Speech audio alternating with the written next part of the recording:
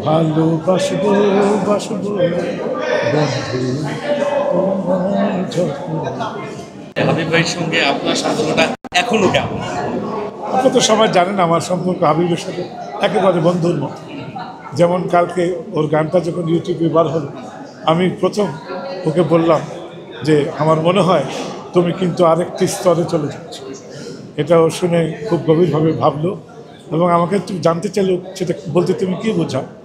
আমি বললো কৃষ্ণ যখন এসেছিল তখন কিন্তু মানুষের মনে একটু দোলা লেগেছে, এই গানটা কিন্তু আরেকটি ডলা দিল।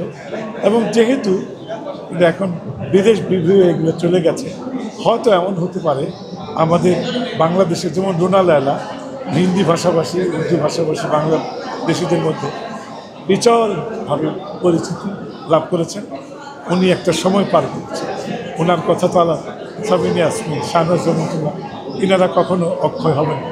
তবে আমাদের দেশ থেকে আমার কেন জানি মনে হচ্ছে এই ছোট্ট বাংলাদেশ থেকে এখন ধীরে ধীরে আমাদের ছেলেমেয়েরা আস্তে আস্তে পৃথিবীতে ছড়াতে শুরু করে।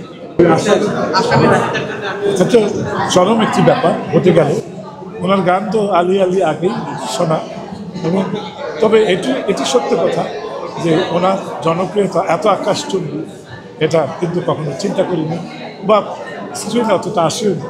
তবে এটাই কি যথেষ্ট না, উনি চলে গেলেন কিন্তু পৃথিবীকে বুঝিয়ে দিয়ে গেলেন তার জনপ্রিয়তাটা কতটাই আকাশচুম্বী। আমাদের বাংলাদেশের অডিয়েন্স জানি না কেন এখন এত ম্যাচুরেট হয়নি এখন। তাই যদি হতো আজম খান চলে গেল, আজম খানকে আমরা স্মরণ করি ঠিকই কিন্তু নরবরে অবস্থা।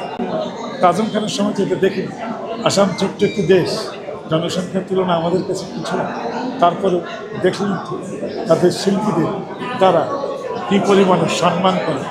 আমি আশা করি বাংলাদেশে একদিন অবশ্যই। হাবিব ভাই তো অনেক গান গেয়েছে, আপনার সব থেকে পছন্দের গান কোনটা হাবিব ভাই? আমার কাছে ভালো লেগেছিল কৃষ্ণ, ভালোবাসবো বাসবো, গতকাল গত পরশুর গানটি খুবই ভালো লেগেছে। ভালোর সাথে সমালোচনাও দেখছি, কিন্তু এটা আশাহত হওয়ার কিছুই নেই। হাবিবের আমার সঙ্গে আলাপও হয়।